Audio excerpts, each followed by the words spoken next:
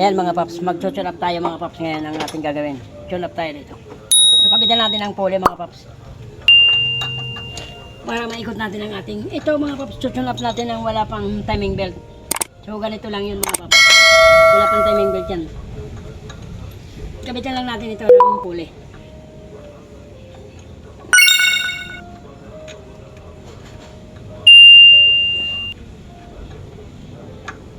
Yan, para meron tayong pihitan. Ito mga paps yung 3 cylinder, kahit mag-tune up ka dito ng ganito, walang tukod yan mga paps. Paano masabi? Ayan mga paps, iuuno natin. So ito mga paps, yung ganitong groove, kailangan yan nakatutok ng nakaganyan mga paps. Ito mga paps, yan, yung dalawang yan. O di kaya ito, kailangan nakaganyan yan mga paps. Yan ang ibig sabihin ng nakauno yan mga paps pagka ganyan. So ikutin natin. Ito kagandaan nito mga paps, kahit mag-adjust, mag-tune up ka dito, wala itong tukod. Kasi 3 cylinder lang ito mga paps. So ikutin natin. Ayan mga paps, kung makikipapansin nyo yan, iganyan mo lang, nakauno na yan mga paps. Okay. Tune up natin. Hindi siya tingin.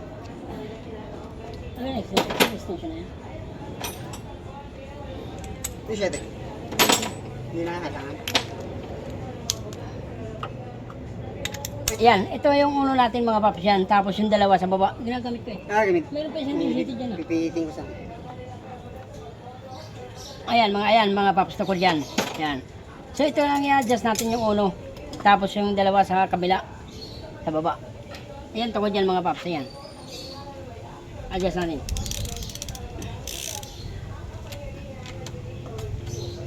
Yung sa akin mga paps, hindi ko ginagamit ang filler gauge. Tinatansya ko lang ito mga paps.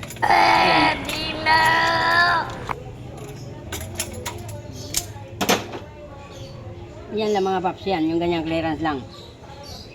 Tinatansya ko lang yan mga paps.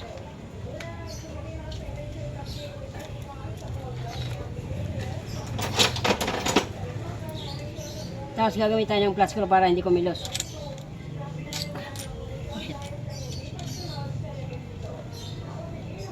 Yan. Okay na yan, ganyan lang clearance mga paps. So, higpit natin. Yan. Yan. Tapos dito tayo sa intake na pangalawa. Yan. Tansyahan lang, okay na. Yan. Yan. Yan hindi yung masyadong malagatik. Yung katamtaman lagatik na yun, hindi yung masyadong maingay. Yan mga paps. Okay? Tapos dito tayo sa exhaust.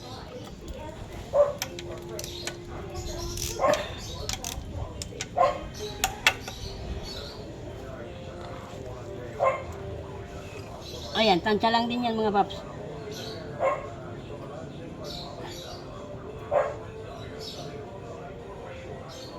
Yan. Yung kakalugin mo lang siya, pag kumilos siya ba mga paps ng bahagya, yung para gumagalaw siya, okay na yan. Tapos higpitan mo na ganyan. Yan. Yan, basta gumalaw lang siya ng konti mga paps, yan. Okay na yan. Kailangan gumalaw lang yan. So dito tayo sa pangalawa.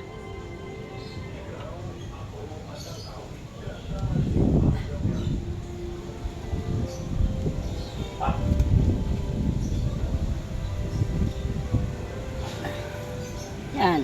Add ko lang pa yan mga paps. Yan. Okay na yan. Pag gumalaw-galaw lang ng konti. Okay. Ayan. Galaw. Ayan, nagalaw. Tapos ito. Ayan. Okay, yan. Ibig sabihin, tapos na tayo sa uno. Pupunta tayo ngayon ng, ang kasunod ng 1 is 3. Nandito tayo sa, sa number 3. Sunod tayo na number 3. Ikutan ulit natin mga paps. Ayan, ito, ganitong groove. Kailangan pumantay ulit yan ng ganyan mga paps. Kailangan nakatutok ng ganun. Yan. Ayan, walang timing belt yan.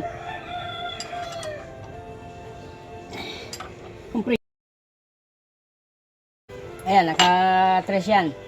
Ayan, tukod din. Galon din dito. Ito, tama na ito mga paps. Ayan, kahit di nagalawin yan. Ito, tukod din yan.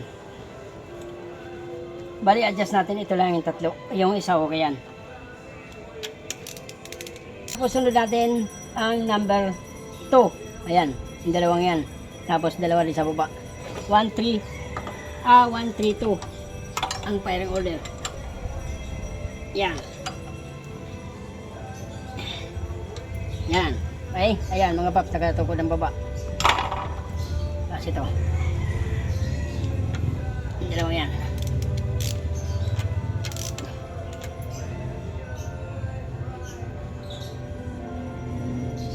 Tukod yan. Yung dalawa.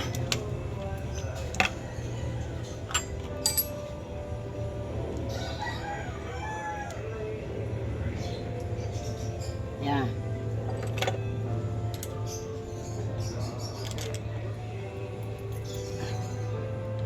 Yan. Ito, okay na rin to. Adjust lang konti. Sobra.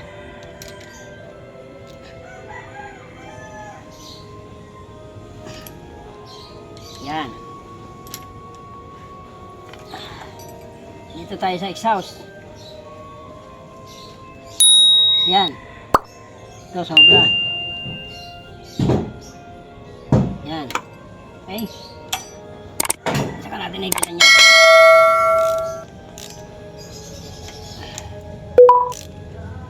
Yan. Yan, mga paps. Ayan.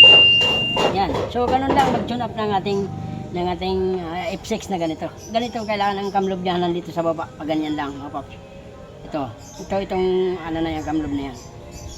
Yan. Kailangan nakababa lang yan. Okay, yan lang. Ganun lang mag-tune up ng ganitong makina. 3 cylinder.